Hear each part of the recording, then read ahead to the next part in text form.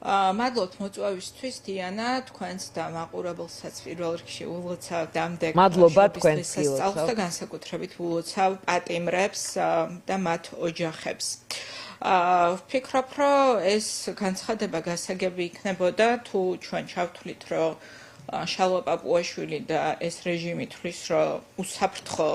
ასე ვთქვათ, ნავსაყუდალი ამ ქვეყნისთვის არის უფუნქციოდ დარჩენილი და ფაქტიურად სახელმწიფოს გარეშე დარჩენილი ტერიტორია, რომელიც რუსეთის უკანა ეზო იქნება. ამ მიმართულებით ბიძინა ივანიშვილს ძალიან წარმატებით მიყავს ჩვენი ქვეყანა, რაც შეეხება ნამდვილ უსაფრთხო ასე ვთქვათ, ნამდვილ უსაფრთხოებას ჩვენი ქვეყნისთვის, ეს უსაფრთხოება კი სწორედ საქართველოსთვის არის ერთადერთ ადგილას, ეს არის ევროკავშირი, ეს არის ევროკავშირში საქართველოს გაწევრიანება და სწორედ ეს ისტორიული შანსი წაართვა დროებით, მაგრამ ამ ეტაპზე წაართვა ბიძინა ივანიშვილმა ქართულ ხალხს და ეს იყო მორიგი ფარისევლობა, რაც ჩვენ ვნახეთ დღეს ხელისუფლების განცხადების მხრიდან, რომელსაც არ ყოფნის გამბედაობა, რომ ასე ვთქვათ, თუ კრიტიკულად უნდა შეფასება იმის რა მოვლენებიც განვითარდა ვენესუელაში და ამისი კრიტიკული შეფასება აბსოლუტურად შესაძლებელია და არაერთმა სახელმწიფომ თუ მოთამაშემ შეაფასა კრიტიკულად ეს განვითარება, მაგრამ ეს არის ხელისუფლება, რომელიც ვერ ბედავს სინამდვილეში. ჩვენი მეგობარი ვერ იქნებაო ის, ვინც ჩვენს კრიტიკებას არსემს პატივს, მოკლედ იქ აღიარების თემის კონტექსტში იყო. ეს კიდევ ერთი ფარისევლობაა.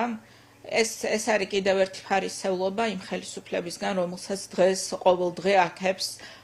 არა თუ ის სახელმწიფო, რომელიც აღიარებს ჩვენი ოკუპირებული ტერიტორიების დამოუკიდებლობას, არამედ ოკუპანტის სახელმწიფოა. მოდით პირდაპირ ვთქვათ, რომ დღეს ერთადერთი ადგილი, საიდანაც ამ ხელისუფლებას, ამ არალეგიტიმურ რეჟიმს ტაშს უკრავენ, ეს არის მოსკოვი და შესაბამისად აბსოლუტურად ასე ვთქვათ, კიდევ ერთი ფარისევლობა იყო ეს განცხადება, იმასთან ერთად, რომ ეს შესაძლებლობაც გამოიყენა რუსულმა რეჟიმმა ევროკავშირს თავდასხმისთვის, მაშინ, როდესაც ევროკავშირმა სწორად გააკეთა, მე ვფიქრობ, ძალიან სწორი, დიპლომატიურად მოზომილი განცხადება განვითარებულ მოვლენებთან დაკავშირებით და ხაზი გაუსვა იმას, რომ ვენესუელაში აუცილებლად უნდა შედგეს დემოკრატიული პროცესი და სწორედ ვენესუელის ხალხმა უნდა გადაწყვიტოს საკუთარი მომავალი და ამ განცხადებას ერთადერთი ვინც არ შეუერთდა, ეს არის სწორედ რუსეთის და ქართული ოცნების მოკავშირე რეჟიმი ორბანის ხელისუფლების სახით, ასე რომ ყველაფერი პირიქითაა, ხო, აი ამ რაღაცა მრუდე სარკეების სამყაროში, რომელიც შექმნა ბიძინა ივანიშვილმა ამ ქვეყანაში, ტყუილს ასაღებენ სიმართლედ, სიმართლეს, ასე ვთქვათ, ჩქმალავენ კიდევ უფრო მეტი ტყუილებით, სიმართლე კი არის ერთი და მარტივი, რომ თუ სადმე არსებობს, ასე ვთქვათ, საერთოდ ჩვენთვის მომგებიანი წესები თამაშის და ის წესები, რომელიც ამ ქვეყნის გრძელვადიან სტაბილურობას და განვითარებას უზრუნველყოფს, ეს არის ევროკავშირი.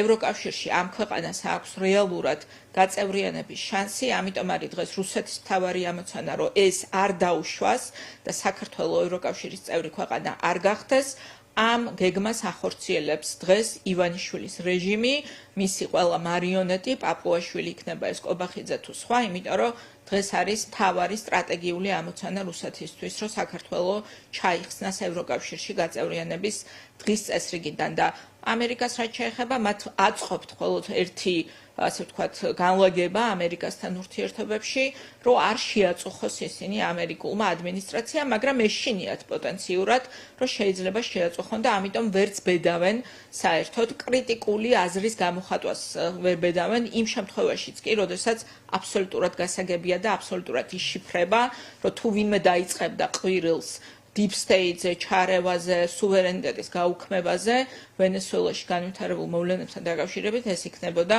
ცხადია ქართული ოცნება, მაგრამ ივანიშვილს სინამდვილეში ეშინია ტრამპის ადმინისტრაციის და ეს კიდევ ერთხელ გამოჩნდა დღეს პაპუაშვილის აი ამ სამარცხვინო, უვიც არა კომპეტენტურ განცხადებაში, რომელიც სალომე, ამ განცხადებაში ბრიუსელის ხსენება, მათი ეს ერთ-ერთი ხაზი არის ევროკავშირის სისუსტეებზე და ის გამოჩნდა, რომ ის აღარ არის მოკლედ მოთამაშე საუბარი, ასევე ეს ვითარება გამოიყენა ოპონენტებზე სასაუბროთ, რომ ისინი ხან მაიდანს, ხან ნეპალს და ხან ვენესუელას ნატრულობენ. ეს არის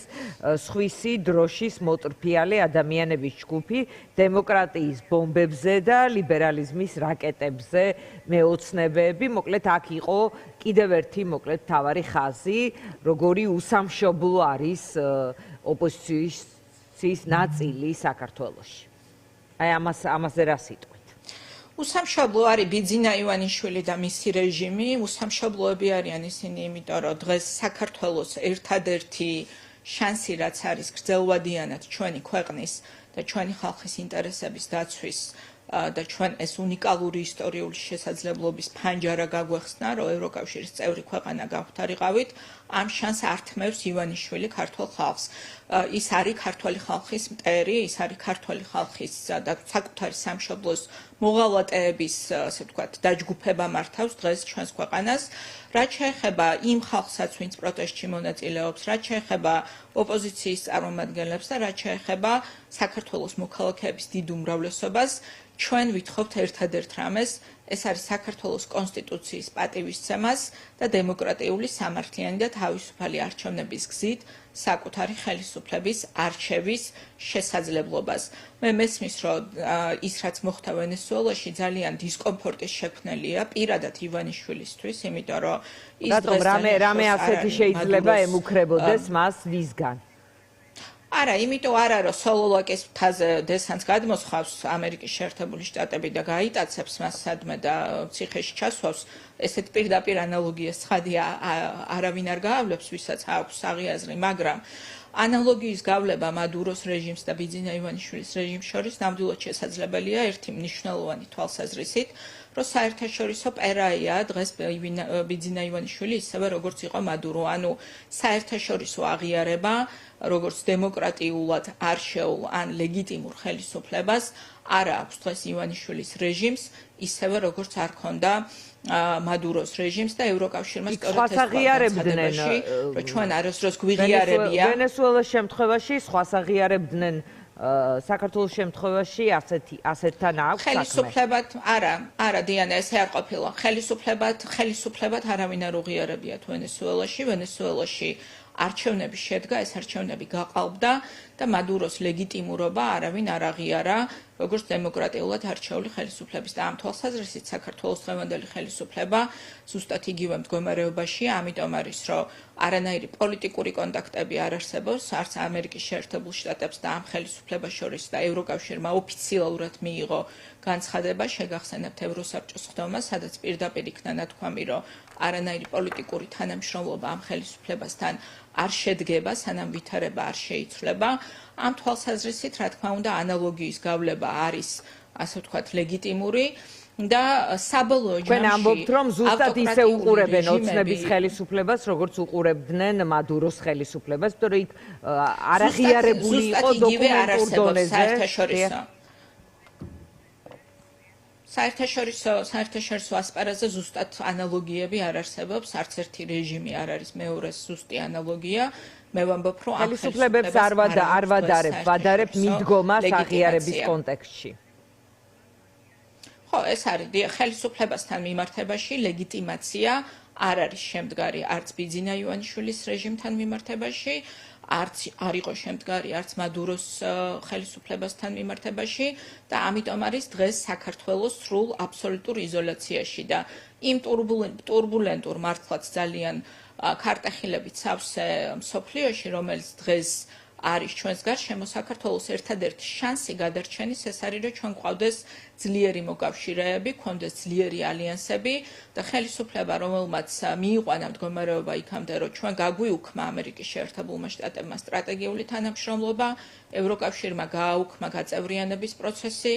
ევროსაბჭოში ფაქტიურად ჩვენ უკვე რაღაც ფორმალურად ვრჩებით წევრად, იმიტომ რომ ნაწილობრივ შეიძლება ითქვას, რომ შეზღუდულია ჩვენი თანამონაწილეობა ამ ორგანიზაციის ფარგლებში მუშაობას, რაც შეეხება და არანაირი პოლიტიკური კავშირები და არანაირი პოლიტიკური კონტაქტები აღარ არსებობს დემოკრატიული სახელმწიფოების არც ერთ ლიდერთან ამ ხელისუფლების პირობებში, ჩვენ დღეს ვართ საერთაშორისო იზოლაციაში და ამ თვალსაზრისით უფრო სუსტი მდგომარეობა საერთაშორისო ასპარეზზე უფრო სუსტი მდგომარეობა საქართველოს ალბათ არ ქონია 90-იანი წლების შემდეგ, იმიტომ რომ ჩვენ მთელი ეს 30 წელიწადი სწორედ დაიხარჯა იმაზე, რომ შეგვექმნა ძლიერი კავშირები დასავლეთში, ქონოდა ძლიერი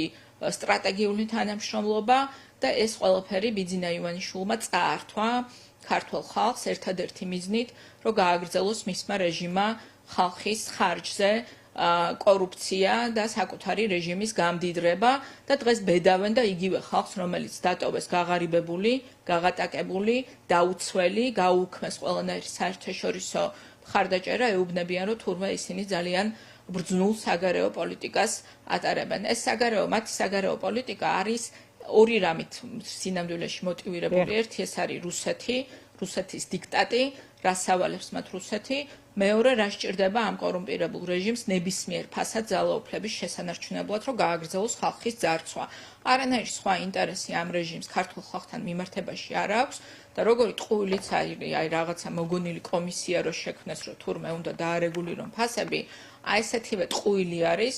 ყველაფერი, რასაც ისინი საუბრობენ საერთაშორისო ასპარეზზე მათ პოზიციონირებასთან დაკავშირებით, მაგრამ ჩვენთვის დამაიმედებელი მხოლოდ ის უნდა იყოს აი ამ ვითარებაში, რომ რაც არ უნდა ძლიერად ჩანდეს ავტოკრატიული რეჟიმი, ძალიან სწრაფად შეიძლება მოხდეს მისი დამხობა და ჩვენ უნდა მზად ვიყოთ ამ მომენტისთვის და ვფიქრობ ამ თვალსაზრისით ვენესუელას მაგალითი ჩვენთვის არის საინტერესო, განსაკუთრებით ოპოზიციისთვის, როგორ უნდა მოახდინოს საკუთარი პოლიტიკური პოზიციონირება, რომ მოემზადოს იმ დროისთვის, როდესაც ამ ქვეყანაში ბიძინა ივანიშვილის რეჟიმი ჩამოიშლება. ამ ეტაპზე ვენესუელის მაგალითს თუ ავიღებთ, იქ მხოლოდ ერთი კაცი მოაცილეს, სისტემა ჯერჯერობით ამ ეტაპზე უცვლელია, ნახოთ რა იქნება, რა გაგრძელება ექნება ამ ისტორიას. მადლობა ძალიან დიდი, სალომე სამადაშვილი, ლელო ძლიერი საქართველოს პასუხობდა. სწორედ ამიტომ თქვი, რომ ჩვენთვის საინტერესო მაგალითია, რომ რეჟიმის ჩამოშლა, ავტოკრატიული რეჟიმის ჩამოსვლა, აპრიორი თუ არ დახვდა მომზადებული ამას საზოგადოება, არ შეიძლება ჩავთვალოთ, რომ თავისთავად რამეს ფუნდამენტურად შეცვლის და ეს არის მთავარი გაკვეთილი ოპოზიციისთვის, ქართული ოპოზიციისთვის, ჩემი აზრით, რომ პოლიტიკური პროცესები ამ ქვეყანაში უნდა წარიმართოს შესაბამისად, რომ ჩვენ მზად ყოფნით დავხვდეთ მომენტს, მადლობა სალომე სამადაშვილ